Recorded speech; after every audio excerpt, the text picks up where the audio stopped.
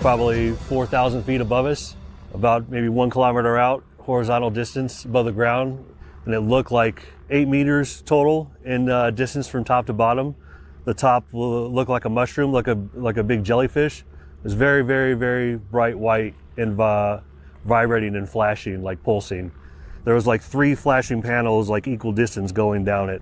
I've seen some the last couple of days through a sensor, so I'd seen them before, so it wasn't like awe-shocking, but it was, kind of taken back to be like, oh wow, really am seeing one, with my actual visual eyes, right here, right above me at 4,000 feet. It looked like a jumper under canopy at 4,000 feet, which is the same distance when they pull. So that part is crazy. Then I knew like, I'm not seeing stuff, there it is. It's the same thing that I've been seeing on sensor. And all the characteristics, were consistent with what a Class 7 should look like. Transparency breeds trust. New boss, same as the old boss. This administration is no better when it comes to transparency about UAPs. Investigative journalist Jeremy Corbell, along with his partner George Knapp, got their hands on newly released Navy footage of UFO sightings from 2023. What you're looking at right now is the footage and what Corbell believes to be one of 4 tic-tac-shaped UFOs, I'm sure there's a better way to talk about them, emerging from the water, then flying at supersonic speeds. Out of the water, supersonic. How? Corbell then spoke to an unnamed member of the Navy who witnessed these firsthand, said this. This is wank footage.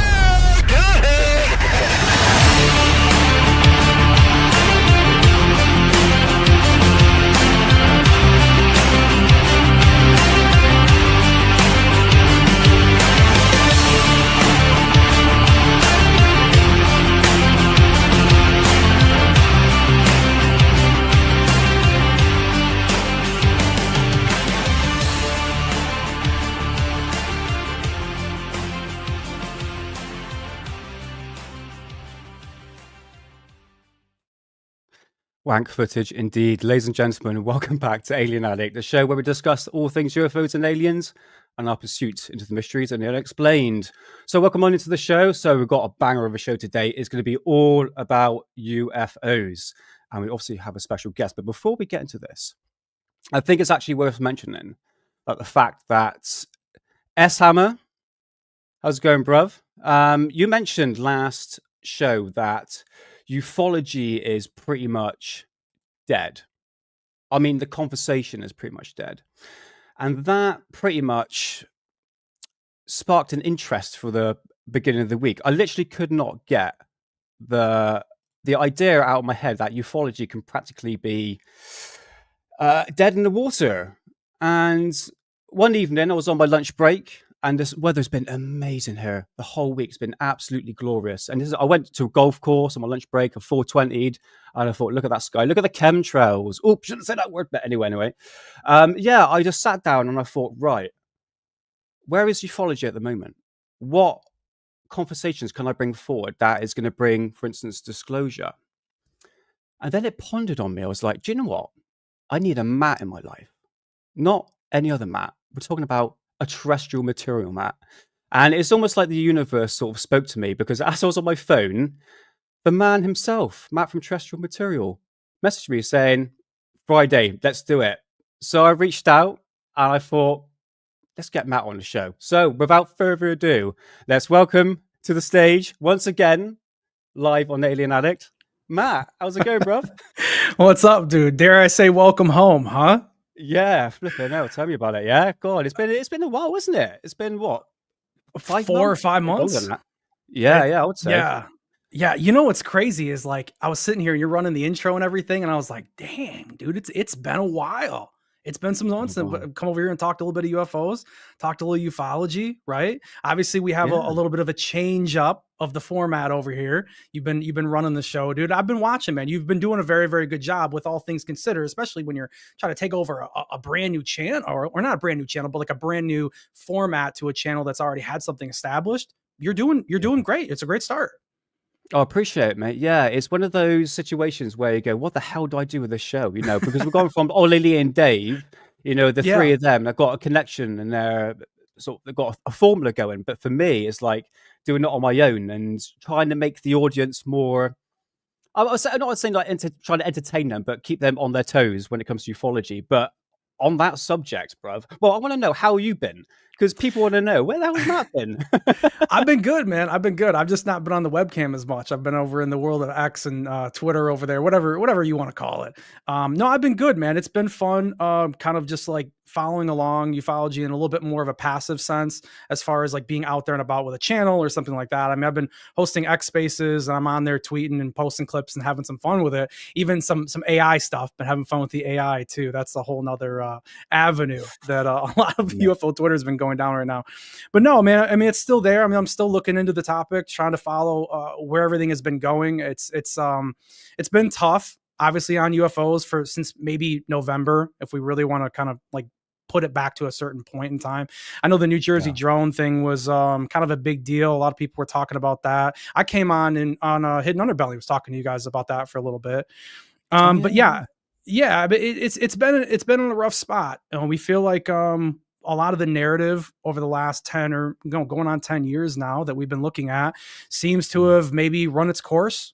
And we're looking at more of kind of like a rebirth, or just kind of like a reset, you know, of ufology and where it's going. And just, it needs it a little bit, you know, there needs to be some fresh blood and everything that's going on with it right now. Yeah. Yeah, I think that there's a trust issue when it comes to ufology, and now all these so-called whistleblowers, you know, for instance, David Grush, and we've got now Jake Barber that's come forward, and I'm finding a lot of the conversation is going, well, until you give us evidence. I mean, for instance, Jake Barber in his psionics and his summoning of UFOs, which we'll talk about a little bit later. Okay, he might bring some sort of evidence, but is it the evidence that we need? Clear footage and not blurry footage. And this is it. I think people are kind of like really ticked off at the fact we've seen these. I mean, for instance, the Jeremy Corbell footage that came out, the Tic Tac. Yeah. Blurry footage, you know, you can't really make out of anything. And I think people are getting frustrated. I think they want the clear, crystal clear footage, even the documentation that, you know, that expected to be released soon. So in terms of like the conversation of where disclosure and ufology is going at the moment, it is pretty much going nowhere in terms of what can actually bring forward. I mean, we're talking about disclosure here, isn't it? Right. You know, Right. this is, I mean, what would you say disclosure is? Because so many people in chat, and especially on Twitter and various social media sites, saying that there's many different formulas of what disclosure is. Yeah. What's your thoughts on that? Well, I mean, it's probably it's probably different for everybody. I mean, for me, I'd like to see the craft. Obviously a body would be great if we could get that. But you know, lately, dude, I've been thinking about, you know, when you look at AI, you look at how video has changed and even photography, all of it, everything's so manipulative now. It's manipulatable, and there's not really a whole lot of room for taking any of that at face value. I kind of been thinking about maybe disclosure is the math. Maybe disclosure is having a whistleblower that comes out of a physicist whistleblower that comes out of, you know, Lockheed or Raytheon, wherever, you know, buzz name you want to put Northrop Grumman on there. And they come out and say, hey, look, this is the math. This is how the crafts fly, because you can't fake the math. Right. So I've been thinking more about that lately. Maybe if you had a video, Nick, that was like ironclad chain of custody, something all the way back, you know, you could really dial it in and figure out, okay, this is real. This wasn't anything that they made recently. But other than that, dude, maybe the math for me at this point, the math would also be, even though I probably couldn't do the math, right? You know, that would still be something that we could get someone who could do the math, that could look at it and say, yeah, okay, this is physics that we don't, that it works, but this is all brand new. You know, we've never seen anything in academics like this before, if that makes sense. This is it. Yeah. I think that, my idea of disclosure, where I've been researching into it, is the fact that the US government, so to speak, will come forward and say, yes, we have extraterrestrial craft. They've been visiting us, and not necessarily they're going to reverse engineer the craft itself, but they're admitting that we do have these crafts, but then Right. it's going to actually show the proof of that. So that was my always idea of disclosure. But I think you're on the right track there, Matt, that I think now is the time where we need a scientific or a military grade technology to come forward. It's not necessarily say it's going to be extraterrestrial, but it Right. can almost point to it. Do you know what I mean? Because Yeah. like my idea, and pretty much people in chat, and for you as well, Matt, that the government does have exotic technology, whether or not it's actually extraterrestrials. I think it's kind of pinpointing in that direction. So I think you're on the spot there. Pretty much, the government are not going to give us the truth that we deserve. Yeah, the Or anything TikTok. about UFOs. Yeah, the TikTok account to me, like I still say, like, whether the video is any good or not, that we've had coming out of it. I know Arrow's been kind of ripping at a lot of that footage. But at the end of the day, I still take Fravor as his account. I still think that guy knows what he's looking at. I mean, hell of a pilot. It's kind of hard to kind of rip that away from him, right? So when I still look at the TikTok, I still think people get caught up on, is it alien? Is it, our tech? The reality of it is the tech exists. That's really the argument. Like it's there, where it came from, and we can kind of battle back and forth, and you can go back into the 40s and the 50s, and you can have those arguments on whether or not that stuff were breakthroughs from back in the day. I mean, Townsend Brown, electrogravitics, you can argue about that if you want. There's places you can go with it, but yeah. I still think that there is something involved, whether it's ours or not. That's what we're trying to figure out, dude. Yeah. This is it. When you think about this exotic technology, and we go back to the drone situation that happened beginning of this year, I mean, thinking that the drones we're seeing is actually military grade, and thinking, well, I'm pretty sure they got more advanced technology than the drones. And we think, well, this is very high technology they're having here. It's like, well, hold on a minute. Where is this actually coming from? Say some people say it was from China, and then you had an Iranian prime minister say, no, it's a mothership and all that sort of nonsense that came with it. There was so much confusions. In one way, you could say it was a distraction. I mean, in terms of what the outcome was. I mean, we never know what happened to the drone situation. Trump said it was FAA approved. Well, where did they come from? So we haven't really got an answer to it. But I noticed with the drone situation in terms of technology, this is military technology. But saying that, there was one footage of a drone and a ball of light. The drone's obviously flash. It's got that beacon light. You got the ball of light, and the drone comes up, a flash happens, and then the drone drops out of the sky, and then the orb flies away. So that's saying there's something more towards military technology, because we're assuming that these drones are military. But we got these orbs in the sky, and there was such a confusion over that time. So the technology side, I think they ain't going to tell us that, Matt. They're not. I'm sorry. It's just no. Not unless we have a defense for it. I mean, if we get a defense for it, they might turn around and decide, okay, we can start leaking some more of this out, or start talking about more of this at this point.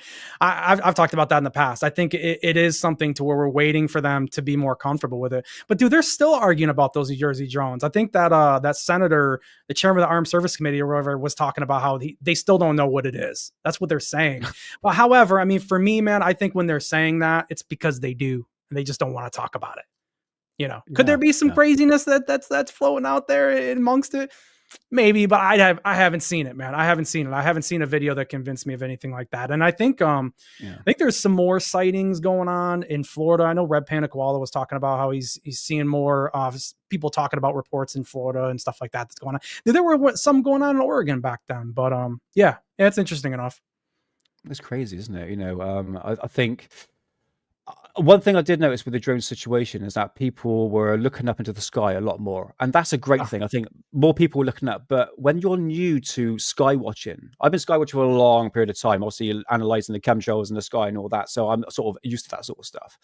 So you learn what you see in the sky, for instance, satellites, shooting stars and stuff like that, which you're going to be going to a video a bit later. But the people that were filming these objects were basically planes and stuff like that. I mean, Stephen Greenstreet, he did a video, and there was this famous UFO or drone that was spotted in the sky, and every single news outlet was playing it. And he tracked down where this aircraft was. He actually spoke to the pilot, and it was confirmed that it was a small little Cessna plane. But still, the mainstream media kept on putting that footage, saying, "Oh, it's an extraterrestrial craft." No, it's not. It's an actual drone. And it's just like, whoa, hold on a minute. Like, let's just take a step back a minute here. You know what I mean? It's such a confusing time, but. Saying that, if we look back to where we were on Alien Addict, around about, I think it was like 2023, 2024, that time period. Yeah. And you think from, I've got a list here of things that happened through the duration of our time on Alien Addict. So you had the Peruvian aliens, the crazy the face lady on the peelers, plane. right? Yeah. Yeah, the face peelers, Yeah. the crazy lady on the plane. You had the LA aliens in the back garden. You had David Grosh. You had the congressional hearings, Arrow, the Disclosure Act, the Schumer Amendment. Yeah. It was such an exciting year. And I remember, Matt, at one point where I think it was coming to the end of Alien Addict, before I took it back up, it was the fact that, look, if nothing happens soon, the conversation is dead. I mean, it's going to be dead in the water. And mate, you were spot on. You were like right on the money. Well, look, I entered that UFO monologue competition last year, and it was right around this time in April. And that was like a big point that I wanted to get home across with my message. The whole competition was talking about, do a monologue about what you think is going on in ufology. And I said, we're in very special, but we're very vulnerable times, very vulnerable. You have, like you mentioned, all these events, but the biggest one was David Grush in July of 23 coming out and saying, hey, look, there's crash retrieval programs, that we have biologics. They came along with it. This goes all the way back to the 30s, the Italy crash, all of this stuff. It was huge. And Nick, we hadn't seen an influx of people into ufology or into just the social media of ufology since 2017, dude, since that article. And it was a massive push. And so you had all these new people in 23, you had all the new people that came around in 2017, and you had a big influx in 2020 because people were sitting at home and they wanted to learn about aliens. And so you had all these podcasts popping up and all of these new shows and new theories and all these people, right? And I said to myself, this is, when Grush was out there, it was like, okay, this is cool. It's great to be here, but what a vulnerable moment. Because if this guy doesn't cash in with the attention span of everyone nowadays and having so many other options for entertainment and for discovery, we're going to lose a lot of these people. I talk about in my UFO monologue, I said, a fumble at this point could be unrecoverable. And I want, and not in the sense of unrecoverable where ufology is completely dead and no one ever looks at the topic anymore. But I'm talking about this momentum, dude, that's built and built and built, and it got just this steroid boost in 23 from Grush that we could lose that. And then where do we go past that point? Because the Grush narrative, it's kind of interesting, brother, because like if we really want to talk about like where ufology in 2025 and where a lot of this is, you kind of have to go back. Like you have to look at really where this stuff started and where it came from. I mean, when you really look back at that article, even prior to that, I mean, you had Tom DeLonge in 2014, 2015, getting TTSA and everything rolling, and he was doing interviews and he was talking about it. So you look at all of that pressure all the way up until now, and you look at where we go forward, who's the next guy? Where's the new blood? Where is all of that coming from? Earlier, I said, it's kind of like a rebirth or like a resurgence. It almost feels like ufology died last year at the end, right after that hearing with Elizondo. And it was almost kind of a little bit reborn near the end of the year.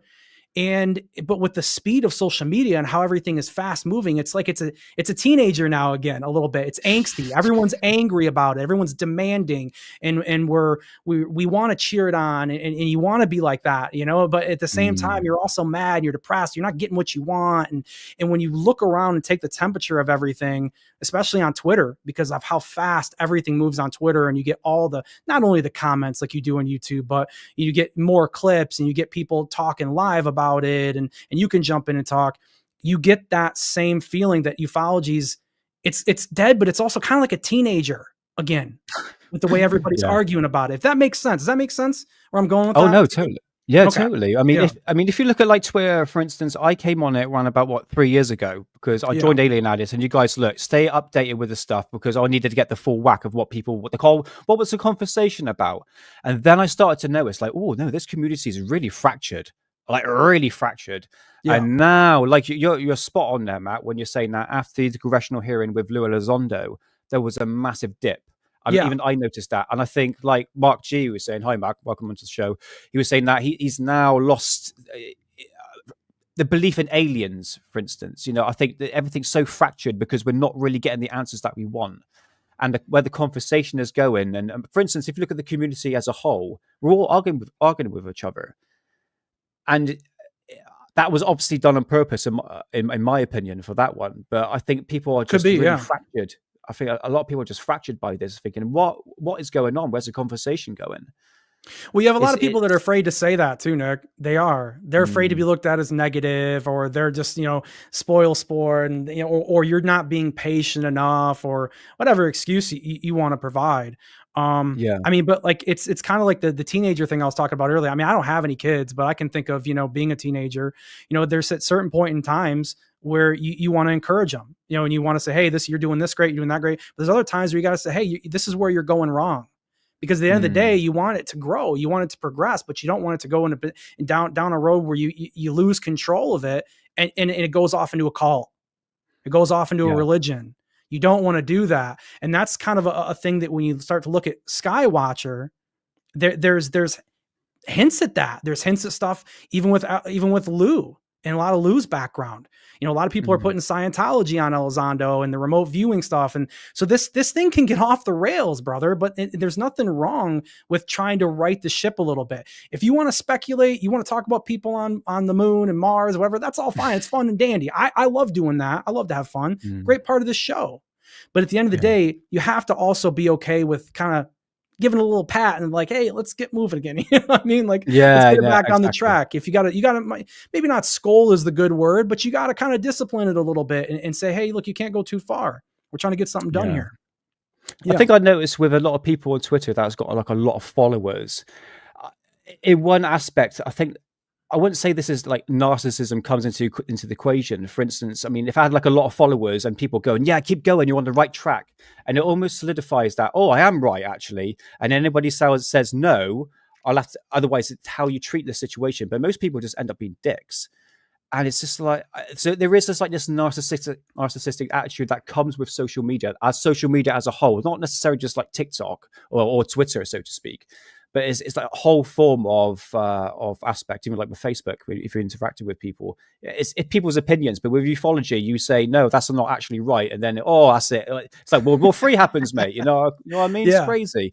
But let's get to Rory's got a question here. I'll say this really quick, but to end that. At the same time, like I had an interaction like just the other night in my Skywatcher space where I was talking about how I think they're trying to kind of angle for a TV deal. And this guy just instantly jumped to, oh, you're calling them liars, you're calling them grifters. I was like, well, no, that's not what I'm talking about.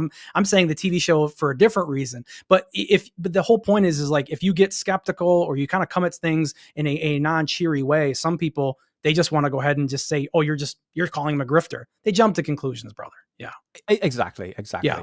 So Matt, could you, people that in chat know how bad I read? I mean, Matt is terrible. You probably know anyway. So I you can relate. But so could you read this question out for Rotary, please? Yeah. So Rotary Motion says, I have a question. Where do the aliens make their spaceships? Where are the factories pouring UFO metals, testing, and all of that? That's complicated, Rotary. Come on, man. How'd you expect me and Matt to answer that one? Yeah. I don't know. Zeta Reticuli. You would have think like the whole universe is made out of the same stuff that is on our planet. You would have thought it'd be like the same compounds, but this is the problem, man. Now we've come to the conversation of UFO craft doesn't really come into the equation anymore. You even look at like the Jake Barber stuff, the psionics, and I tell you what, I've got a photograph here because he brought up a selection of UFOs or unidentified flying objects. I still do not use the word UAPs. I blank refuse. Yeah, I quit using it, man. I don't like it. To be honest with you, dude, I'm not even sure I like NHI anymore. I just feel like if people are afraid to say alien, non-human intelligence. I mean, there's non-human higher intelligence too. Like I understand why it's not. Listen, NHI is not as bad as UAP. It's not. But I don't know. I feel weird about it. I feel weird about it sometimes. This is it. Yeah, this is interesting. Yeah. So I was thinking to myself, where are the George Adamski flying, the typical brim of the hat flying saucers, Matt? Right. There's nothing on here. This Skywatchers seemed to me, as I was watching through the program, that the fact that they seem like MUFON 2.0. They really want to be in the ufology, but I know they want to get some sort of evidence, but what they've been producing has not been that great. I mean, we can go through So it. I can far, bring up yeah. the So video. far, not meeting up to their claims, and they've made big claims, dude. They've made really big claims so far. Huge claims. Yeah. Yeah. This is it. It's I mean, undebunkable is one of them. I mean, Jake Barber was talking about he was going to have undebunkable evidence on Twitter, and it's just like, you know, we're nowhere near that. You know, we're not on that game yet. Oh no, absolutely not. Absolutely Yeah. not. And that's honestly like my biggest, while you're pulling that up, I'll tell you, I mean, that's really my biggest thing with them is this, it's really just the claims. You know, when you look at their claims and you look at like the last couple of episodes they've put out, I just don't see that it's ever going to line up as far as the way they're doing it now. You know, when I was talking earlier about the TV show, I mean, they're claiming, Nick, and I don't know if you've seen this on Colehart. I haven't been watching Ross too much lately, but I was checking out a little bit what's going on with this stuff with him. And they were talking about they were going to have this thing buttoned up inside this year. They were going to know whether or not like this whole method works, and they're pulling these guys down. And I'm thinking, well, if you're going to have a TV deal to pay these investors back, why even make a claim like that? The TV show's got to go for more than 8 months. You know, I mean, they're going to want to have a longer time deal. And so, you know, when you look at it, when you look at it like that, it's like, it's not about even the money from the show. It's just like, if they have a TV show, they can't even like meet their claims. How are you supposed to deal with that? I mean, it doesn't make any sense, but yeah, go ahead. This is it. I mean, one thing I wanted to know, if you look at the production value of this series, where did they get the funding from? Where did they get the money from? And this makes me think, if you look at, for instance, David Grosh and his ties to Christopher Mellon, and we know he's in with that crowd because of Dark Journalist that came forward who was speaking to Grosh on the phone. And Grosh says, look, I can't say anything else until I speak to Christopher Mellon. It's like, whoa. And even like I showed you like on the last live show with Christopher Mellon, with Lou Elizondo in the White House with Luna Paluna. And they got a skiff coming. They got a skiff supposedly coming at the end of the month. Yeah, with Arrow. Arrow's going to be in there. Yeah. Yeah, but the thing is, you know, skiffs, what the hell does that do now? Do you know, it's just like, doesn't necessarily mean you're going to get told the truth, you know? No, it doesn't. This is it. I tell you, before I bring this up, the skiff's just a place where people can talk. It doesn't give you any further access to anything, any other information, correct? Yeah. Just one thing I was asking, Matt, in terms of the new task force being set up with the new administration, now we've seen the what did they come for us? The JFK files that came forward, 80,000 documents. That's still quite a lot. And it was funny, like within like 2 days, people managed to figure out, 80,000 documents because they used AI. It's just like, well done. Did you read them? Did you read them or what? Yeah, it's like, no, I just used AI. They did it for me. And me and him did it before. It was just like, it makes no sense. Very lazy way of research, in my opinion. No. But the way things are, how things have gone now, for instance, with the Epstein file list barely even come out. So far, it's not looking that great. No. Okay, fair enough. In terms of the JFK assassination files, Trump made his word and he stuck with it and released it, but it doesn't necessarily mean we're going to get the truth about it. So now we're still waiting on the UAP thing, and we've got the 9/11 coming out. We've got the COVID stuff. Oh, they're going to hate me on this one on YouTube, mention all these bloody words. I'm trying not to cuss the best I could for you. Oh, mate, sorry about that. It's fine. We've gone way past you ought to that hear now. You ought to hear me on X-Space. I'm a sailor, dude. It's horrible, but it's just the way I talk. I've always cleaned it up for YouTube. Always have. No, that's cool. That's cool, man. Appreciate it. But Alien Addict, we're all good here. But if you think about in terms of, lost a train of thought now. We were talking about the task force that's coming up. The task force. Do you think we're going to get any information coming out or truth about UFOs in the near future? All I can speculate is probably not, right? I mean, yeah, we got JFK files, but don't you remember what that Judge Pompeo said? What Trump called him on the phone and said, "Hey, if they told you what they told me, you wouldn't tell anybody about what happened with JFK either." I'm paraphrasing it. I haven't heard of anything like that come out of the JFK files that explosive yet. So I don't even know. And from what I think I'm aware of is that there are still some files that are maybe under lock and key from the Supreme Court or something like that, where they have to unlock it or they have to get something out with it. I don't know. So I don't even know if we even have everything to even like say that Trump even provided all of that yet. People probably won't really give Trump credit on that unless, the smoking gun is sitting there. So what are you going to do about that? The other thing is the Epstein stuff. Yeah, I mean, do you think they're really going to flip the whole country over and tell everybody about everybody? I never expected the Epstein ones to come out. I expected the JFK stuff to come out before the Epstein stuff ever would. But when it comes to the UFO stuff, the reason why I bring up those others is like, look at the pattern. If we can't get the truth on JFK, Nick, how are we supposed to get, game-changing technology? How are we supposed to get, the bodies, the craft? I mean, these would be the greatest secrets of all time. I mean, I don't think that that's the position. And on top of that, you have to ask yourself, so like, what is new? Okay, so we had 2 congressional hearings, well, 3, but the 2 that everybody kind of talks about, which is the Grush hearing and then the Elizondo with Gallaudet, Gold, and Schellenberger. And we didn't get anything, and we actually seen was like people like Anna Polina Luna come out of the hearing and say, I don't want to hear about these people's books. I want to know, I want to go ahead and have the evidence. I want to see for myself. Burleson's saying the same thing. So when you look at like future hearings or that task force, I ask you, what's new? Where's the new information? Where's it coming from? Why all of a sudden are they going to be able to get the answers now when they couldn't last year? Now you could say, which people are clinging to here, okay, that there's the SCIF meeting that's coming up with Arrow, Mellon, Elizondo, and Grush. And a lot of people are thinking this is going to be some big moment. Also, obviously, David Grush got hired on as an advisory staffer for, not a staffer, but he's an advisor for Burleson, for Congressman Burleson. Okay. So people are maybe hoping they can kind of push, Grush will push him in the right direction on figuring out where this stuff is. Okay. So you have all that's there, but the kicker with this SCIF, dude, and this is this all relates to this task force, bro, because this is where they're going to get this information. Okay. The kicker with this is if you've seen the clip of Danny Sheehan after the latest hearing, Sheehan's outside of Congress, and he's talking about how even if Elizondo was in a SCIF, there is some information that he just cannot tell these people, that he still can't. So now I'm looking at it. Should I be excited, Nick, about a SCIF that already has a bunch of exceptions into it already, a bunch of excuses preloaded in? How can I get excited about that?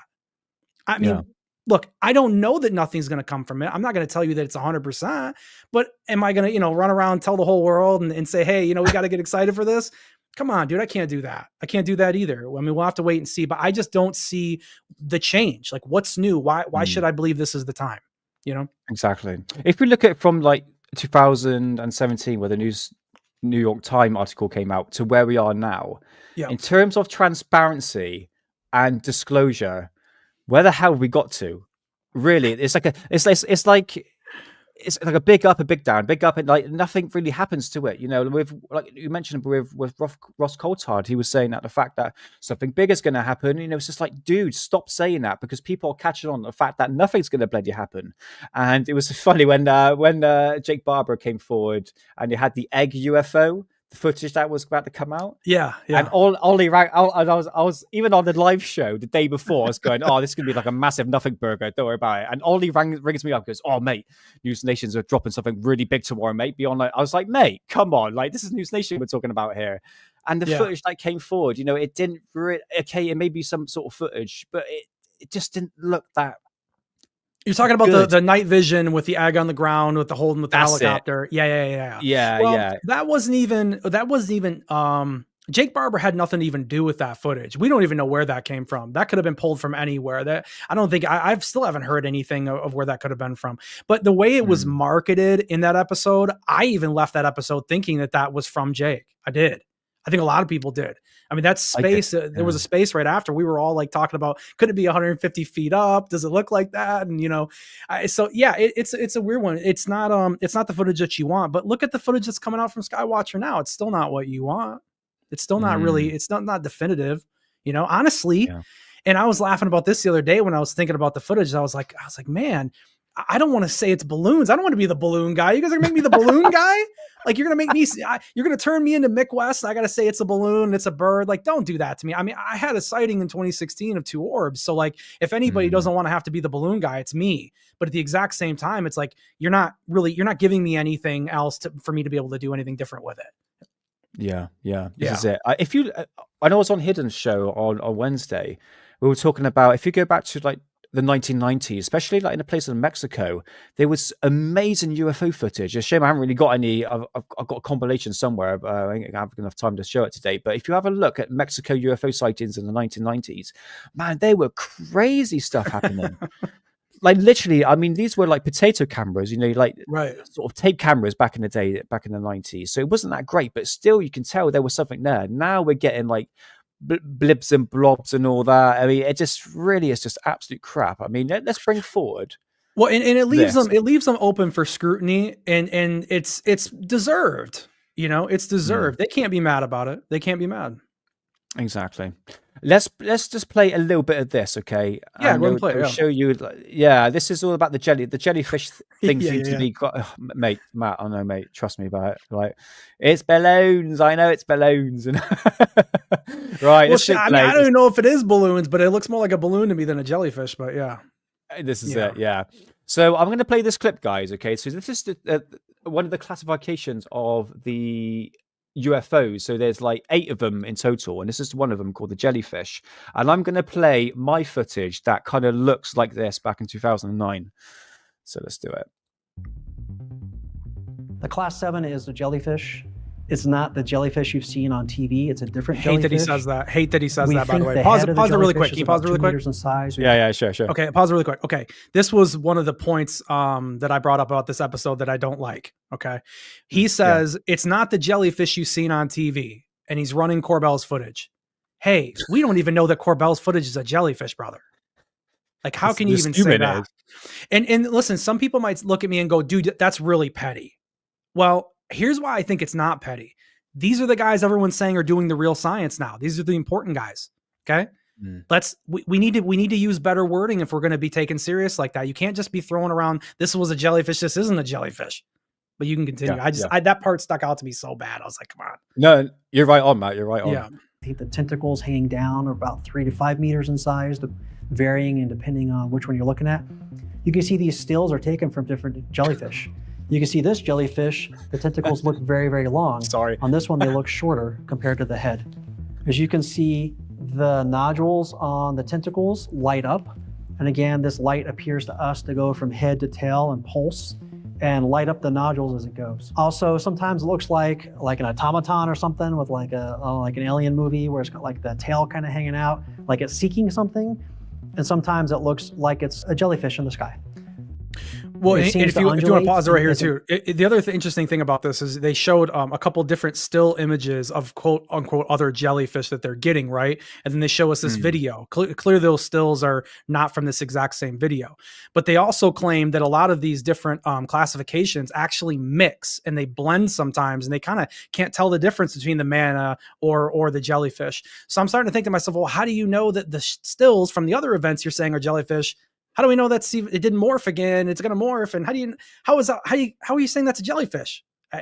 It's all over the place, bro. It's all over the place. Yeah. This is it. I think when you're sort of new to like Skywatcher, and I think what a lot of people in this program is, I'm just assuming on that, they're trying to make comparisons to other things in the sky. It's like, well, hold on. For instance, I think this is most probably a weather balloon.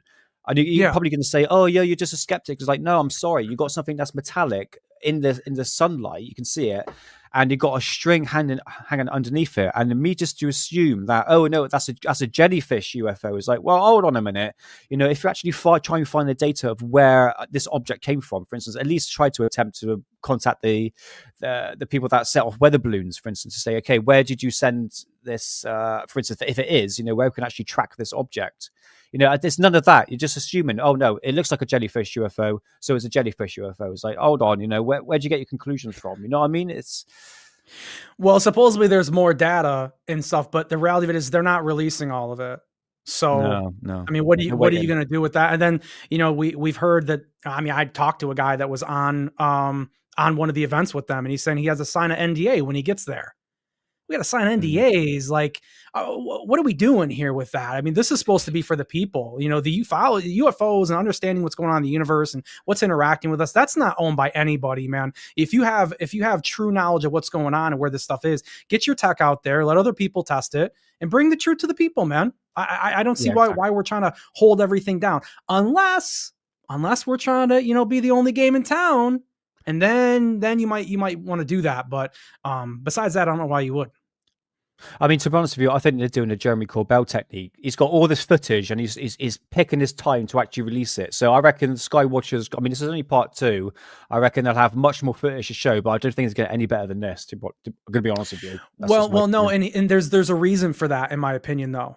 My take on it is that we already heard from a millionaire. I think he might have been a billionaire investor that they went to, and he said, "Oh, I almost invested into them. They were very interesting, Jake and them. They brought me footage that was blurry and stuff like that." So if you're starting a process like this, Nick, and you're pitching for money, we're talking millions of dollars, dude.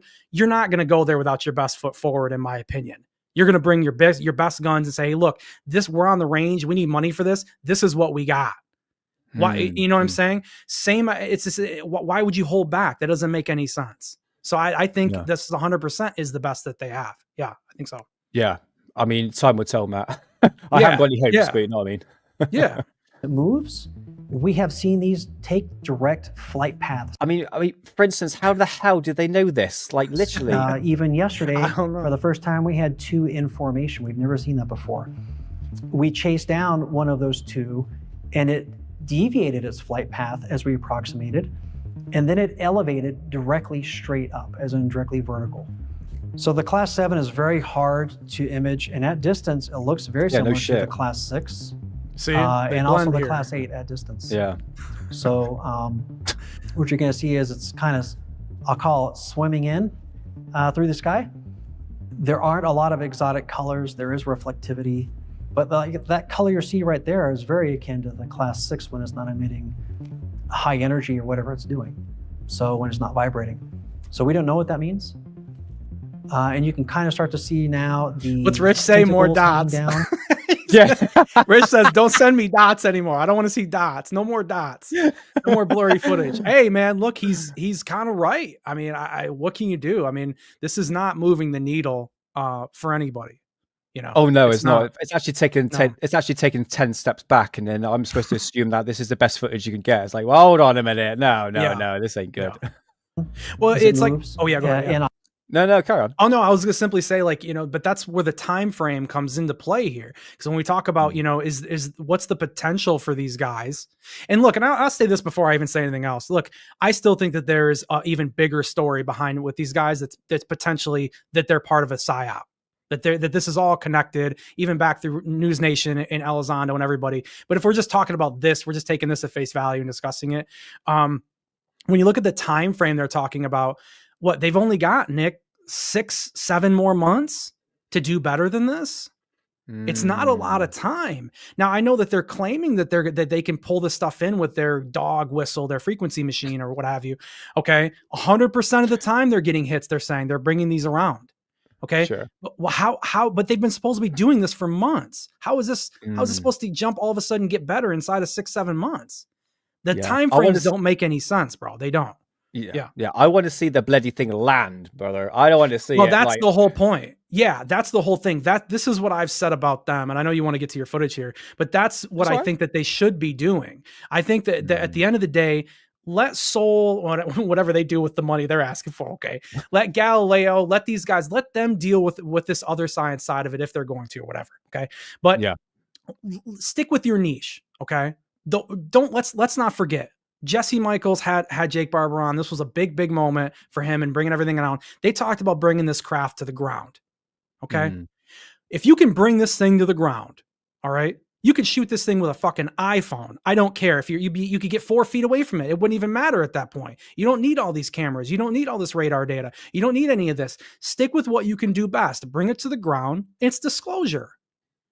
But when I look at like their level system and their whole process of how they're doing this investigation, the science and everything that they're doing, it's all filler stuff that I just think that is a waste of time and a waste of money. If you can actually just bring the stuff to the ground, why do all of this? Why wait a year? Why run this circle? Try to get a TV deal, whatever. Why? Just bring it to the ground and end it. Do you think when you say they wouldn't say it's a psyop, but do you think they're being played? I guess you could say it's a psyop. Yeah, I mean, you could speculate at that side. I mean, I don't. It's hard to like really nail that down whether or not they're in on it or whatever. That's a whole nother, you'd have to have a lot more evidence and proof to kind of claim stuff like that, but whether prior knowledge or not. But I'm just saying that they're involved with all of these people. And when you look all the way back, that's what a lot of the last 10 or so years to me feels like. It feels like we've been psyoped here to kind of move us away from the actual technology. I mean, then this is a whole nother conversation we could have. I mean, it's a long conversation to explain what I mean by that. But I mean, I guess in the long or a short sense of it, every time they get close to technology, that the discussion comes up, we always move off into something that's not technology anymore. You know, we're always moving over to, oh, now we have the psionics things for you guys to look at. You know, look over here like where we're not getting any answers, you know? Yeah. I think, like I mentioned before the show started, there's a lot of woo, a lot of conspiracy theory. I mean, for instance, we're talking about alien spacecraft coming down, and now we're talking about meditation. You have to be gay and left-handed to actually summon UFOs. Yeah. Well, hold on a minute. It's like, where did this come from? You know, so I think a lot of people that are new to this are going, this sounds a bit wacky to me. This sounds a bit outlandish. And then you got this sort of stuff, and it's like, it depends on the person, Matt, isn't it, really? Well, it's fair enough, Nick. How many years have people been making these claims, man? How many years?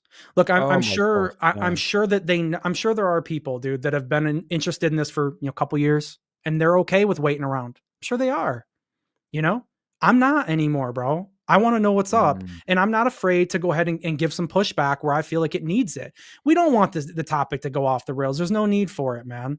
There's no need to overextend claims. We already have a ton of them. We have 80 years of them, Nick. How many more do we need? Like, at some point, we have to start cashing this stuff in if we're going to figure out what's really going on. If we're not, then, whatever. Let's talk about Travis Walton. But exactly. You know what I mean? Or we can talk about Lazar, or we can do whatever we want with that again. But like, I would rather go ahead and start pinning stuff down and understand, and finally stop having a question, brother, at some point. And that's where I'm at, man. I don't know. I feel like you're in that position. I feel like a lot of people are in that spot. I feel like a lot of people are afraid to be called haters or whatever for questioning these guys. I'm not worried about it, man. I think I'm asking fair questions, and I think these are fair critiques. I don't wish any bad on these dudes. I don't agree with the way they're doing this, and I don't agree with the claims that they're making, for sure. Yeah, absolutely. I mean, for instance, if you look at the people that like the top dogs in ufology, the people that put the content out there, you can find people back in the 90s in my old UFO magazine books. And for instance, they will show you all the conferences happening throughout America and England and all that. Yeah. So, I mean, for instance, the UFO magazines I've got, that's basically Twitter today. It's basically X. Is where I got the information from about ufology. Right. But if you have, as I was reading through the pages, I'm going through, for instance, Linda Moore Howe comes up, but it's like, buy her book, buy her videotape, buy her cassette tape. It's just like, and you started to notice it, like you're saying, I wouldn't say we could say it's a grift if you want to say one aspect, but you're riding off the heels of ufology, and nothing's changed, Matt. Literally, it's been regurgitated over. We're going through a cycle, and I've been saying it for so many years. Now I've read through the old books, and I'm an old school person. I like to read the magazines. I got magazines on ufology back in the 1950s, 60s, and 70s. Nothing has changed. It's just people think that this stuff is new. You know what I mean? No, and it's a cycle. I mean, we were talking about kind of like looking even back. Let's go back further than 2014, dude. I mean, look at Stephen Greer in 2001. National Press Club. Everybody was hyped for disclosure, brother. It was all coming. We had all these whistleblowers that were going to come out. We've seen that before. And then you can go to 2013, the citizens hearing on disclosure. You had everybody there, dude. Grant Cameron, Richard Dolan, Eric Mitchell. Everybody was there, dude. It was testifying. Yeah. Okay. And then you had everybody, the big hope for disclosure. And then it resets, and then people kind of come back through. That's another kind of tie back to what I'm talking about, where ufology, it's dead, like as far as like new stuff, but it is in that teenager phase to where when at the last hearing, brother, when that hearing ended, it opened up a lot of pathways again for ufology to do what ufology does best, which is offer new pathways and bring new people around, or old people around. Who did you see after a lot of the recent wave is done? Stephen Greer coming back around again, right? He's seen his opening. So he's back around. He's back in the news. You got Bob Lazar is now putting out another documentary, Project Gravatar. That's about to come out. So Bob Lazar is back in the picture. It's the same thing, brother. We get hyped for disclosure. We get let down. We start talking about Bob Lazar again. It just cycles every decade. It's not any different. Yeah. I mean, nothing's changed. Honestly, nothing's changed. No. I mean, it's like you said, now's the time. I think We have more to not complain demand. about, you know. We Oh, can yeah, complain we some have more. the We right can to bitch complain some about more. it. You know what I mean? Yeah. We can bitch some more, but yeah. In a way, I think people demand the answers. We demand the answers that we're looking for. It's like, well, hold on a minute. Demanding's one thing, but you by kicking and screaming and chucking your toys at the pram, you ain't not going to get the answers you're looking for. And going back to like the JFK files, and now we're reading through it. Yeah, there's some implications of like different countries involved with that, but the fact that you're not going to get the solid answer, who shot JFK, who was involved, the people involved in it. Yeah, we know the CIA was involved with it, but it's like the fine details, what people really expect, and you're not going to get that. You're just not going to get that, and it's going to be the same for ufology. It sucks, man. It really does, because this is No, it does, man. I've been talking about this too in spaces. Like, I don't want to be negative, brother. I really don't. But like, Yeah, you don't leave yeah, me much of a choice as far as like yeah. disclosure is concerned.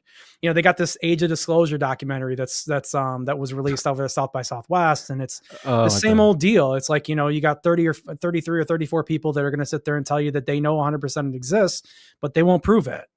They got no way to prove it to you. And that's how many documentaries have we seen that are this way? And you always get the typical Nick, well, it's not for us, it's for the other people, which I think is like one of the biggest lies ever told in this topic right now. Like it's for everybody. Everybody's in the same boat.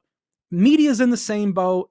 General public's in the same boat. UFO heads are in the same boat. Everybody's ready to go ahead and see what's going on. Know what's up for real. Let's go ahead and see the bodies. Let's go ahead and see the craft. Let's see the math. Let's go ahead and end this this speculation marathon we've had for 80 years now. Okay, let's go ahead and move it forward. Everybody's the same, right? And I think that's when you've seen a lot of those, a lot of the reviews come out, even for Age of Disclosure, and a lot of them weren't very good. A lot more, hey, it's the same kind of thing again. They're telling us it's here, but they're not telling us. They're not showing us anything. It's a nightmare, but it'll and people will leave, and a lot will, and there will be people that will come back, and there'll be people that'll stay gone, and we'll get new blood, we'll get new people that'll come around, but probably be the same old story, man. The government's not interested in telling us what's up. I gave them a chance. I gave all these guys, Nick, as well as I do. You watched a bunch of my show last year. Who gave these guys more of a chance than I did, bro? Even though I didn't really trust them. Even though I didn't, I still gave them every opportunity to prove me wrong. I stayed neutral on it. I was like, you know what? I'm not going to try to get too ahead of myself on this. Not going to let my bias on how I think that they're not going to tell us. Let's see it, because this could be the last time that we get Congress to actually look at this for real and take some time, because it's been so long, 50 some years, Nick, 50 some years since they've looked at this. So it's an important time, but it is vulnerable, and we're seeing the vulnerability. People are pissed, bro, right now.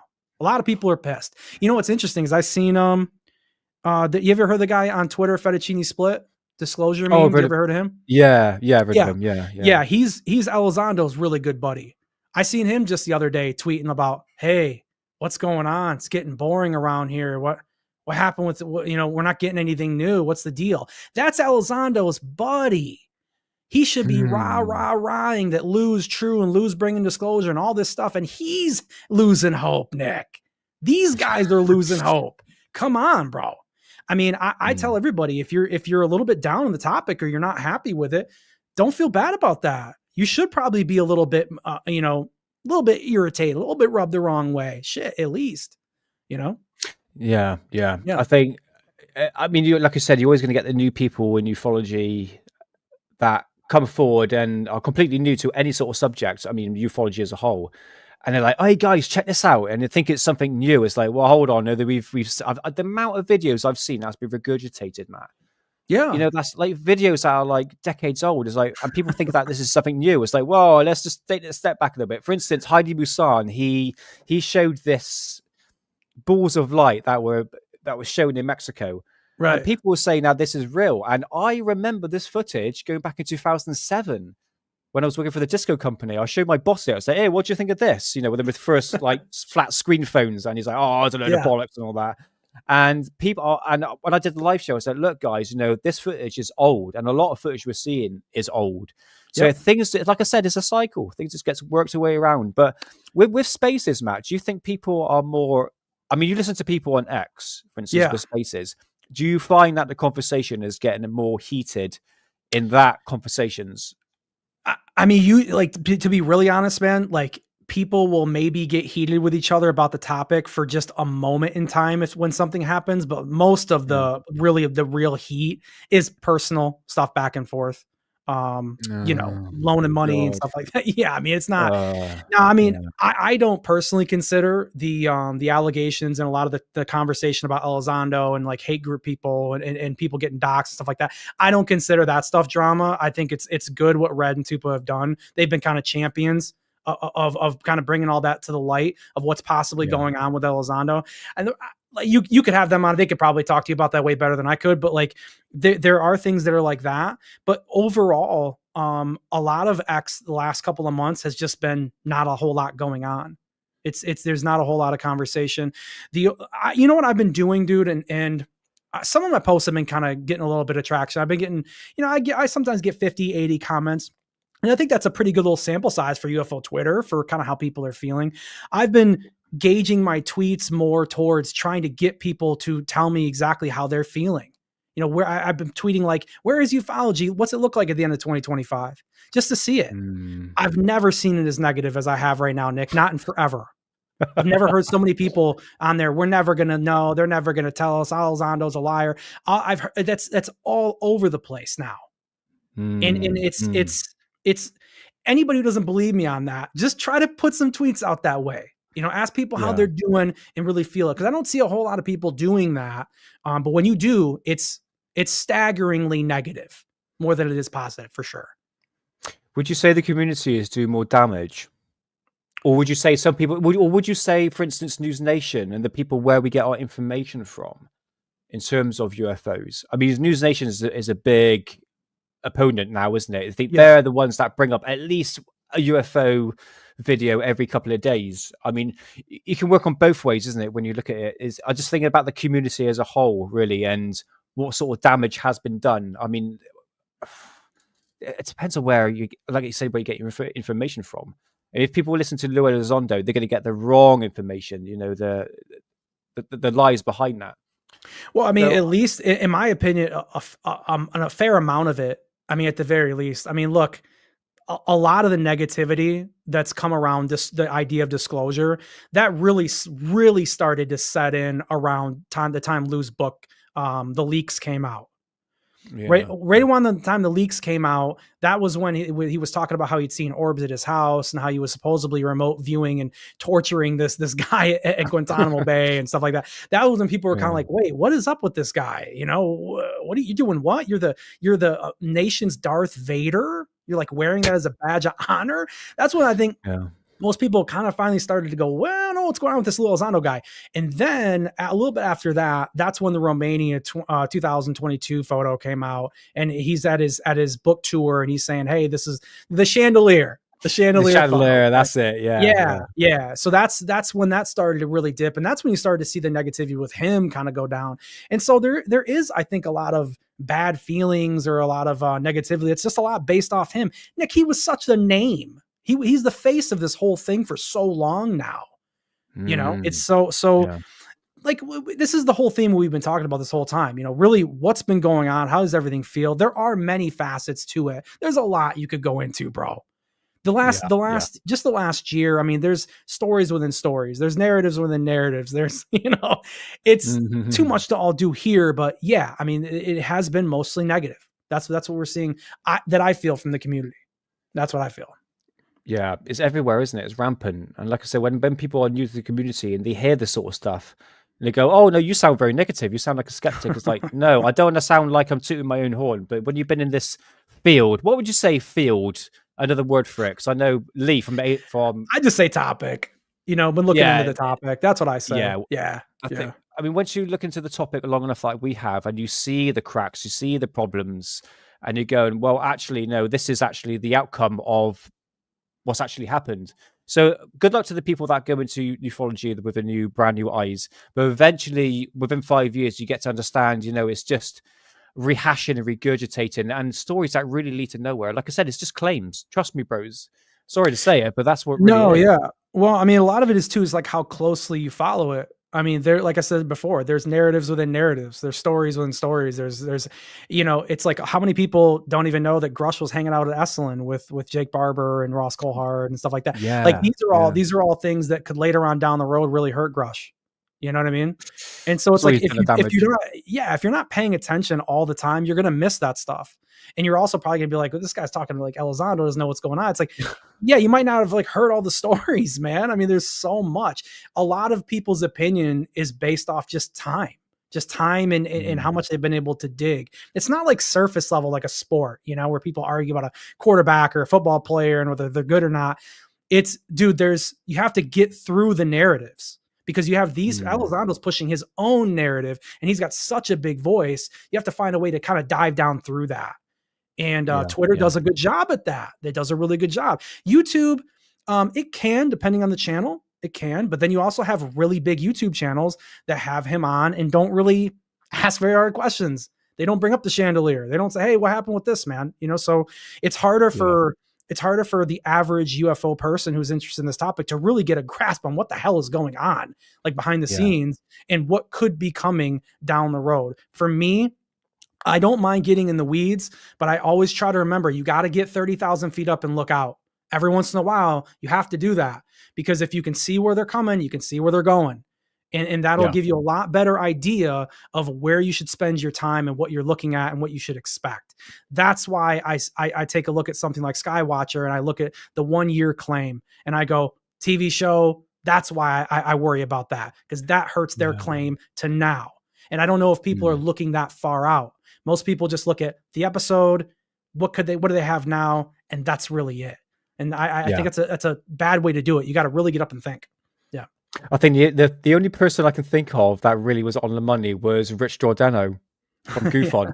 Like literally, he was the first one who was really skeptical on Lou because if you look back through Alien Addict where we were on, we pretty much talk about Lou like pretty much every episode. What's going to happen? It's like so excited, and now you can see the damage what's been done. The lies that have been portrayed, whether or not he was part of the ATIP or ASAP or SAP or one or the other. You can see the lies behind that, and now he's got caught out so many times. And I have to admit, it's people like Green Street that have done the work and says, no, actually, let's put everything together. What he said, like he put a list of like all the things, like that orange paper. It's going to happen. Yeah, exactly. It's just like that's good work, and it really shows the ugly side of Lou. And now people are starting to go, well, he's basically released this book. Really doesn't really prove anything. He's a very good storyteller, and that is part of the intelligence agency. That is part of counterinsurgents. Is it counterinsurgents and counterintelligence, counterinsurgency, espionage? That's it. Espionage. Well, I can't remember the exact quote off the top of my head that he was talking about. He's wearing the shirt and stuff like that. But no, like that's a reason why. Like when you look at that list is really good that Green Street puts out there, right? Where he goes all the way from 2021 forward of next year, man, it's coming. Next year, it's coming. Like that's why you should take that same philosophy. You should learn a lesson from that and then apply that to something like Skywatcher and say, wait a second, that's what a lot of people, I think they separate that stuff too much. It's like, no, man, you gotta copy that work. Remember that work, take that lesson with you and apply it in other places. And I think you can find, especially with ufology, because like we were talking about earlier, it does repeat so much. It really helps to do that. But people don't. Nick, a lot of people are here for the story, bro. That. A lot of people are here for the fun of it. They don't really give a shit too much. Some people do. Some people really want to understand what's going on. But I think at the end of the day, if they can turn on Skywatcher on History Channel instead of YouTube or Twitter here in the next year or so, they're going to be happy. They're hoping that it's Skinwalker Ranch and then Skywatcher right after. That's what they're hoping for. Because at the end of the day, that's the fun of it.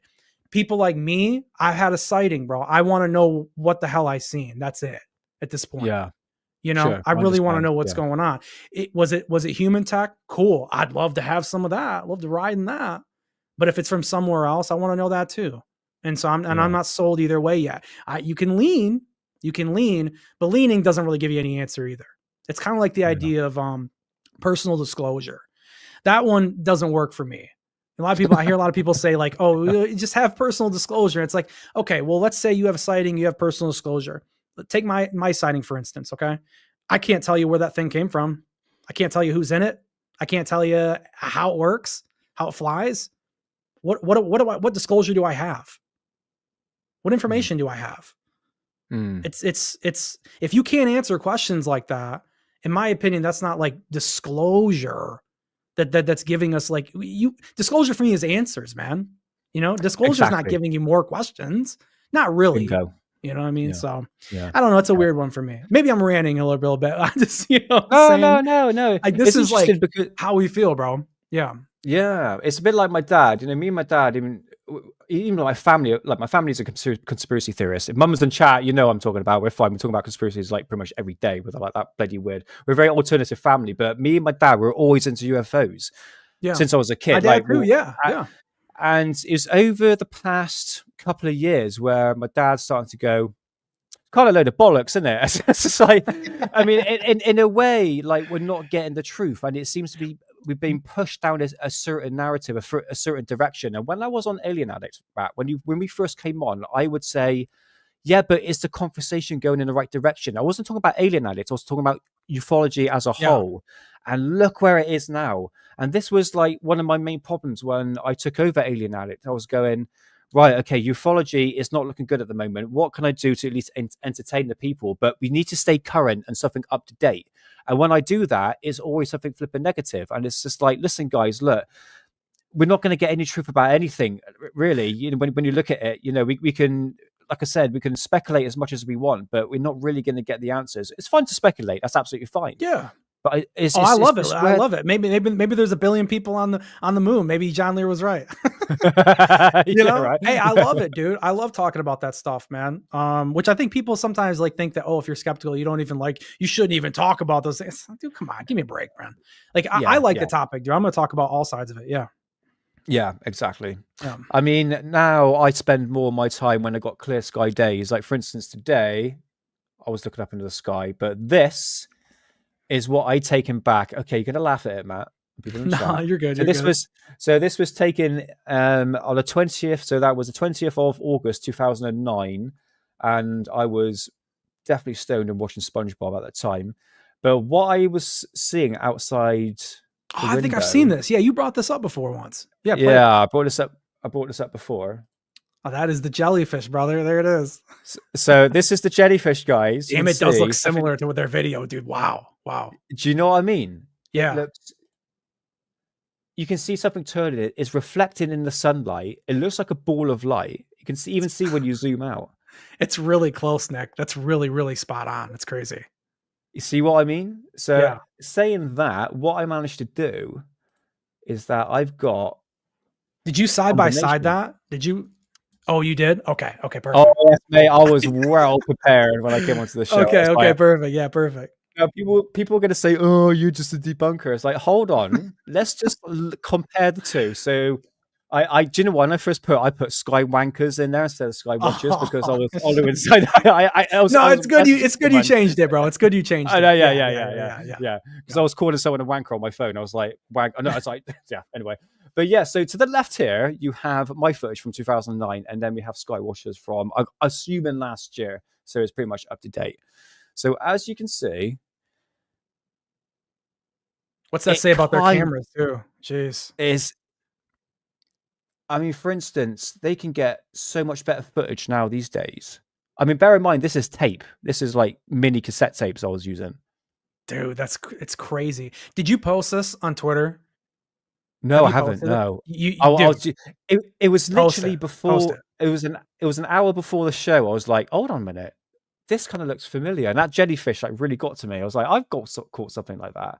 It's great. This is great, dude. I can't believe I haven't posted this yet. Yeah, for sure. But what if you notice with my one, it starts to change shape a little bit. But it's the same with this one as well. So yeah, there we go. Is it changing shape or is it spinning? See, that's the whole thing. That's their Tic Tac footage that they have out of all this footage that looks like a spinning balloon. It just looks that way to me, man. And I'd love it to not be, but Yeah, unfortunately. So yeah, that is my one I taken. And I'm pretty sure this is a weather balloon. I'm pretty sure I could be wrong, but look, when you've got a flipping string hanging underneath it, there would be a device that is attached to it. So it's very high up. Yes, it's a potato camera. This is back in 2009, which I was using tape back then still. But even though my footage is even better than flipping Skywatchers. I mean, it's yeah. I mean, at the very least, it's on the same par. I mean, that's 2009 to 2024. That's crazy. Yeah. This is like really good perspective, man. This was another thing that I kind of complained about too.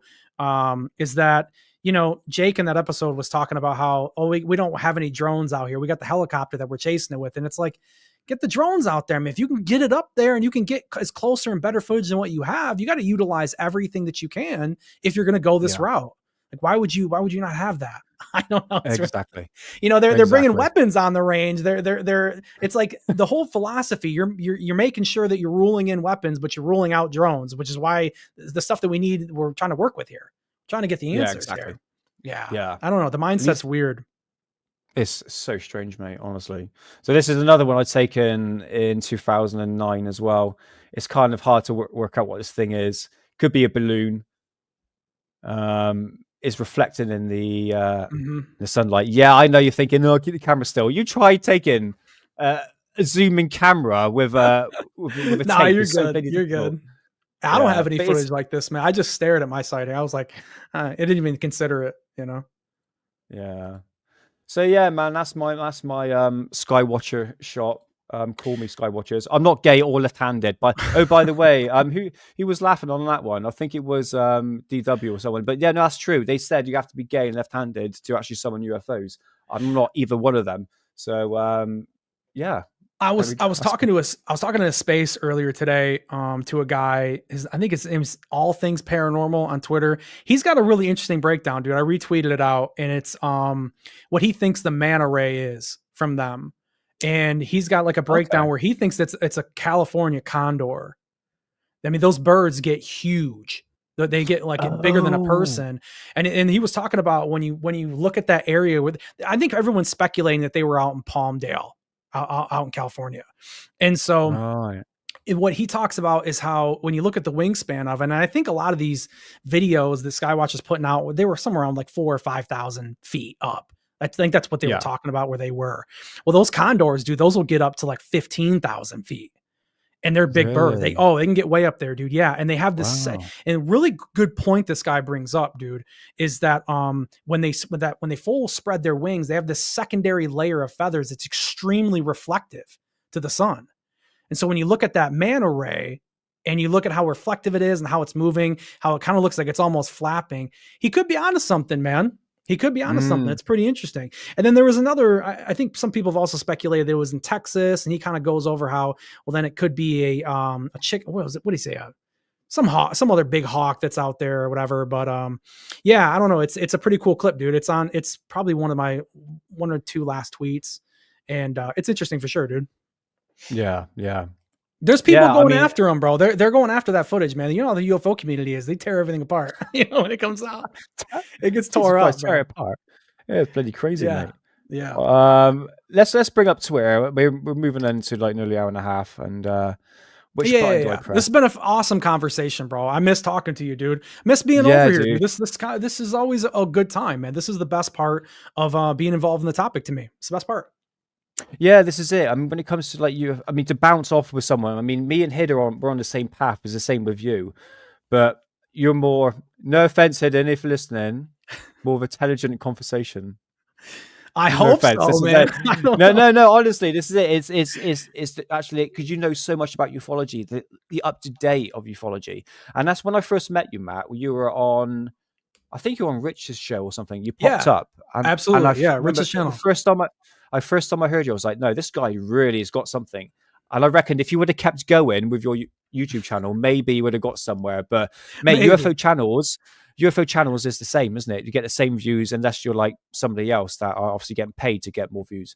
But no, you are a genuine person. And then when you come into Alien Addicts, I was like, right, now we can actually talk about get into the nitty gritty of the conversation. So it's so good to get you on, Matt. Honestly, it's hard to sort of do a show by yourself. I mean, you know what it's like, you know, trying to keep people entertained. And and you're going like, where the fuck is this conversation going? You know, like, I don't know. No, yeah, it gets tough. I mean, it's a lot of fun, but it puts you in positions where you're like, shit, I'm gonna do a show this week. That's why, like, the last couple of weeks of my shows I was trying to, like, wait 2 weeks and gather up enough to kind of really give a fun time or a lot of information that I can push out at one time, rather than, just trying to feel like I was shorting people. Yeah. Because I mean, look, if people are giving you, like, literally, dude, an hour and a half, 2 hours of their time, like, you want to respect that time frame as much as you can. You want to, all killer, no filler, the best you can, bro. Best you can. Yeah, exactly. No, but you've been doing great over here, man. Seriously. You're coming into your own, man. Every episode you're getting better, dude. You're getting better and better and better. Takes time, man. It takes time. Oh, and you'll just get better the more that you do it. The thing with me is, I get a bit personal, really. I mean, I'm not a real social person, and when I came onto Alien Addict, not expecting I'll actually be the host of the show, it was a really difficult thing for me to actually have a conversation with people. Like when me and Ollie were like together, I always say to Ollie, is like, man, how are we going to keep the conversation going? Because I've never been in that situation. So as time went on in the past couple of years, I sort of get to put my foot into it. And then now I'm actually the host of Alien Addict. I'm going, man, this is a bloody big step, man. But sometimes you got to just dive into it. Like I was saying to you about the fact that I went on Amy's show, and normally I wouldn't do that, but I thought, no, just fucking do it. Just get in it, have the conversation. Well, once you get going, it's fine, because we all know ufology. We're into the same thing. We've got the same mindset. So that just helps. It really does. But yeah, it's a difficult thing, man. Everybody feels that way though, Nick. Everybody does, especially when you're getting started, and even people down the line. I mean, I was really nervous messaging and emailing the singer for the Classic Crime, this band that I grew up listening to, I had on my channel, and we talked about AI and stuff like that, because they do a lot of like AI generation with their latest album and stuff like that. That was nerve-wracking, but I said, yeah, you know what, fuck it.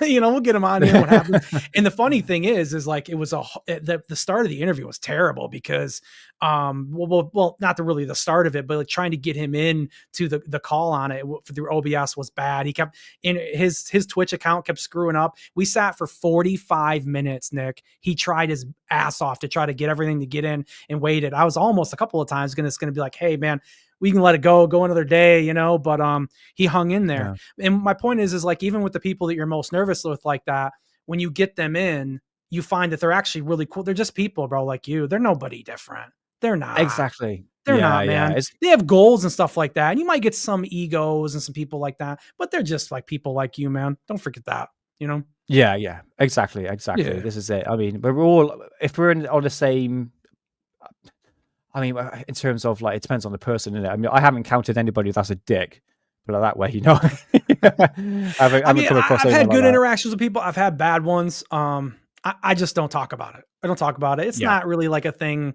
that I would talk about. It's one of those things. Yeah. You make a good point there, Matt. Yeah, but as I say, it's a learning curve. It's a big thing to do. Trying to keep people entertained and that sort of aspect. But sometimes you got to dive into it. You know what I mean? Everything with time, man. The more you do anything, you'll get better at it. The more and more. Yeah, sure. Exactly. Yeah. So what I want to do now is bring up this, because you want to talk about a really, really good footage. Oh my God, which button do I click, Matt? Which one do I click? Is it present down low? There you go. Right, now check this out. Now I'm going to show you this. You've probably seen it before, but this is absolutely incredible stuff. Hold on a minute. Every flat earther right now is pointing out that it's a fisheye lens. Oh, dude. Okay, he's blinking in here. So you can see this blink now. I want to concentrate on it. Okay. Wait for it.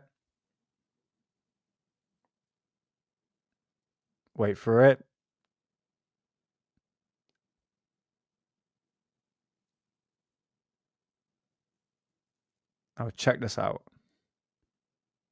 This is only Skywatchers wish they could have captured, unless this is fake.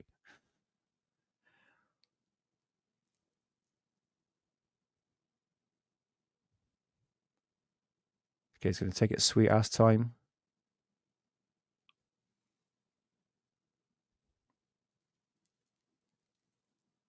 so he's over here. Yeah. Okay. Whatever it is, looks like it's hauling ass, dude, for sure. Yeah. Let's bring it back. Right, now watch this.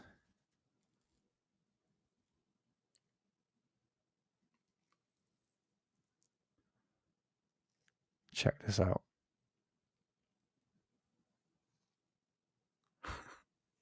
Oh shit.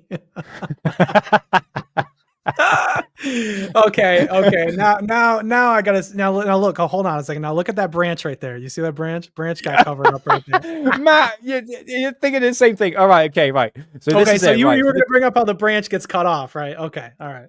Right, okay. So you can see, yeah, this is what I noticed, right? Because we're living Yeah. with the day of AI. I'm going to show you something that's crazy with AI footage. I thought I'll bring up. Was this in just to show you where- 2022? Was it? This was actually 2022. This isn't, yeah, March of 2022. Okay. This was released. Oh, I'm not too sure actually. I've got it here somewhere. This was released 4 days ago, so whether or not it actually came out on this date, Yeah, but nevertheless, They're now tricky. pay aren't attention they? to They're this. tricky. Oh, tricky, mate. Fucking hell. It's like, It's watch cool here, little okay? video, regardless. Yeah, it's cool. Yeah. Then the light comes on automatically there. Okay. Mm-hmm. Right. Okay. Which, Watch if you're it not how it very good, moves. if you're not very good at effects, you don't want to have to try to replicate that light on those trees. So you just pop it right there where it's really easy to pop that light down.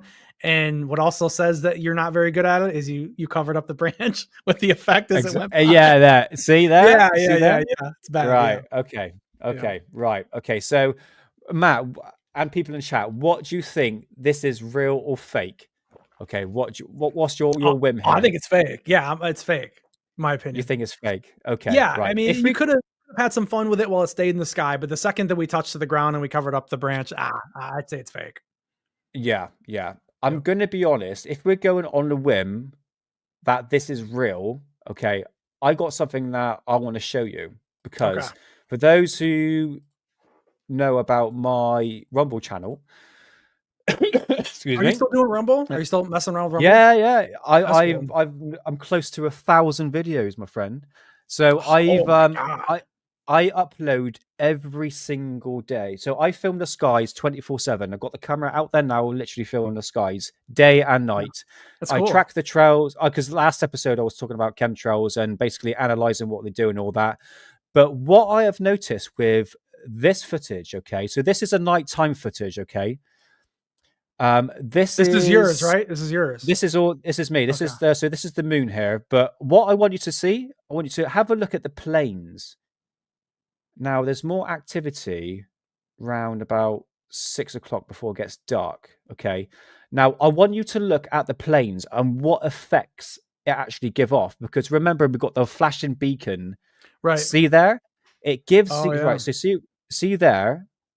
It goes right across. You see the trail, but if you have a look at the actual plane itself, hold on. There, you see? It's actually producing, it looks like a tic-tac, doesn't it? Oh, for sure, yeah.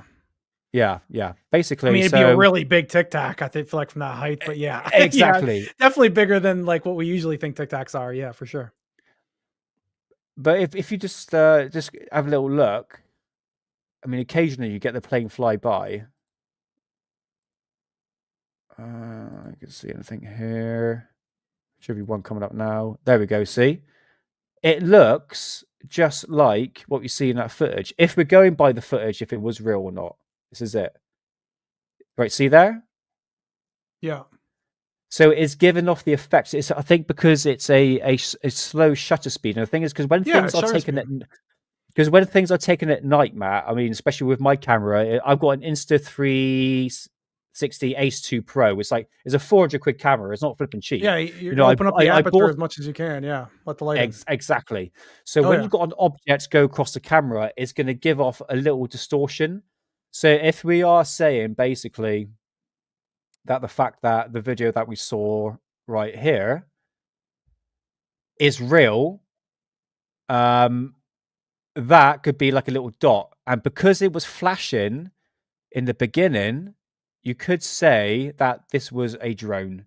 And as it's going across the camera, because remember, this is dark. There is absolutely no light source at all to light this up completely. This would be in complete darkness, right, Matt? You think I'm just assuming here. Sure. Unless I mean, you've you're going to have a lot of reflection because of the snow, right? So you're going to get that nighttime snow light. Yeah. Exactly. So this is primarily dark. It's absolutely pitch dark. So the camera lights things up. So if we're saying that this is a drone, it's flashing, you can see it, and it does stop, but then it goes across the camera. If we say that this is real, it will give off that sort of tic-tacky effect. See how long it is there? Right. And it's the same with the planes as well that I've just showed you. It's to do with the camera, really. But honestly, Matt, if you look at it, right, by the time the light literally just switches on, bang, there, you see? And it switches on, like it goes from 0 to 100 on the capacitor with it. Yeah. Okay. But nevertheless, Matt, it's still impressive though, isn't it? I mean, it's a cool video. Look, these videos are always cool to look at, man. They always have been. Why were people watching Third Phase of Moon and Secure Team back in the day? Right? Why were we all over that, bro? Because the videos were cool to look at. I mean, there was always ones you knew were fake, but every once in a while you get that ISS video, dude. You're like, they shut the camera off. God. We know. You can go down a rabbit hole at ISS, bro. Oh, I don't know. Well, Lee thinks it's fake. He thinks it's fake. Lee does actually exist. Yeah. I'm not too sure on that stuff, man. But you would have thought they would have got some amazing. That's why you gotta love Lee, dude, because he thinks ISS. You gotta love it, dude. He's fun. Oh, he's fun. But when you're dealing with conspiracies, he could be every right. single day, Some of the footage is bad, Yeah, it's pretty bad, isn't it? But when you're dealing with a conspiracy podcast that go every single day, I think eventually the woo takes hold. Like I said to Ollie, I was like, mate, how was conspiracy talk, taking hold of you? Like, are you coping well? Is it actually taking over your mind? Is it, you having sleepless nights? But the thing is, it's like with Ollie, Lee and Dave, they've got a good thing going, they have joke around. So they've got a little light-hearted moment. A lot of chemistry with those guys, bro. That's why a big reason why the show is as good as it is, man. A lot of chemistry. Yeah. Yeah, this is it. So, unfortunately, there's not a lot of dick talk on this show. Try to keep it professional level-headed. So, I think that's it, guys. Are they coming back at some point? Are they going to jump on here with you? Yeah, they will. They will. We should do like a little reunion, bro. We should. I'm down. It sounds fun. Yeah, maybe probably summertime. I do speak to Ollie at least like twice a week anyway, so we're always in contact. And but yeah, they are planning to come on at some point. I think they're just quite busy. They got other projects going lined up because now they've got Patreon. They're sort of to expand their podcast, and it'd be interesting. But guys, the people in chat, I'm sorry I didn't shout everyone out. I normally do that, but the regulars. But yeah, I'll let everyone know when the boys do come on, and we can have a little reunion show. It'll be a reunion show, and it'll be good times. Will be had by all. So yeah. So Matt, we're coming up to an hour and a half. We promised we ain't going to go too long. Hey, Mysterion, how's it going, man? Sorry, we're gonna finish the show now, bruv. But you can always watch back anyway. So Matt, no, thank you so much for coming on to the show, mate. It's with Alien Addict, I go with aliens, UFOs, and the paranormal, and a bit of conspiracies in there. But it's so good to actually talk about UFOs and show where the people in chat where ufology is at. So because me and you are on the same wavelength when it comes to ufology, we understand the process, and now I'm so glad you said before the show started that the fact that ufology is pretty much dead. Like the conversation is going. I'm like, oh, thank God. Like that's just I so want to hear that. You know what I mean? But it's just because now you got the perspective. Hey, big things are coming, man. Next week, next week we're gonna get the drop. UFO so big, had to put a building around it, Matt. That's right. 2027, dude. It's coming. Yeah. No, man. Yeah. Anytime, bro. Like I said, I love coming on having conversations like this, man. It's always fun. We are on the same wavelength with a lot of it. We love the topic. We believe there's a phenomenon, there's something going on, but we're not afraid to, be hard on it and make sure that it kind of stays together. And we get a chance to get some answers, I think is the best way to put it. We make sure it gets a chance to get some answers. Absolutely. Yeah. We do our best, but like I said, it's the new beginning of the administration. I know people don't trust the government, but I have to admit Trump has got a lot of things done, but time will tell. We still got another 3.5 years to go. So I'm not giving my hopes up, brother. like you said, you had a lot of hopes with the congressional hearings, but the way things are going with the Jeffrey Epstein files and the JFK, it's not looking that great. So don't get your hopes up, guys. We all know that. We're all on the same page here. We're all that. So Matt, where can we find you, bruv? Where can we find you these days? Yeah, Twitter, X, whatever you call it. I still call it Twitter, but on there it's at Terrestrial Material. You can follow me on there. I tweet a fair amount every day. I do also like tweet out some of the music and stuff that I'm listening to. So you get a little bit more than one dimension out of me if you want to get a little bit more than one dimension, which I think is always fun to get a little bit extra in there. Yeah. But yeah, so I'll tweet on there, and then I hold spaces.